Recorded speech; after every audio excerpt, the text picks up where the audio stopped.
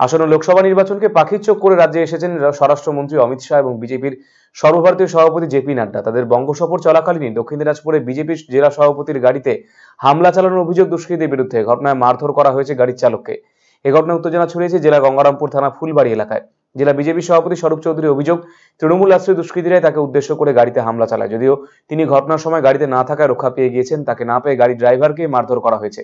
এই ঘটনায় গাড়ি চালক বিশ্বজিৎ বর্মন গঙ্গারামপুর থানায় লিখিত অভিযোগ দায়ের করেছে, যদি সমস্ত অভিযোগ ভিত্তিহীন বলে দাবি করেছে তৃণমূল নেতৃত্ব।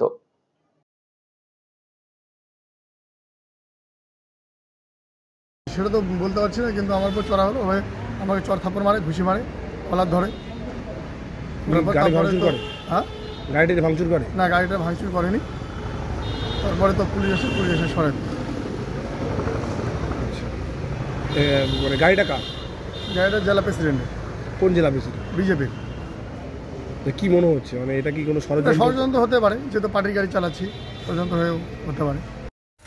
দেখুন, আজকে আমার গাড়ির ড্রাইভার যখন গাড়ি নিয়ে আমার বাড়ির দিকে আসছিল, আমি সেই সময় গাড়িতে ছিলাম না। আমার বাড়ির দিকে যখন আসছিল, ফুলবাড়ি ট্রাফিক সিগন্যালে গাড়িটা আর দাঁড় হয়, তখন পিছন থেকে টোটোতে আসা কিছু দুষ্কৃতী হঠাৎ করে আমার গাড়ির ড্রাইভারের ওপর চড়াও হয়, তাকে মারধর করে এবং তাকে প্রাণনাশের হুমকি দেয়, তার মোবাইল কেড়ে নেওয়ার চেষ্টা করে।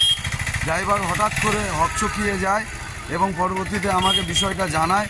লোকাল যেখানে সিভিক তারা ছুটে আসে, বিষয়ে কিছু বোঝার আগেই আর সেখান থেকে যারা দুষ্কৃতী তারা পালিয়ে যায়। আমার যেটা মনে হয়, এটা তৃণমূল আশ্রিত দুষ্কৃতীরা আমার ওপর আক্রমণের একটা প্রচেষ্টা করেছিল। আমাকে না পেয়ে তারা ড্রাইভারের ওপর চড়া হয়।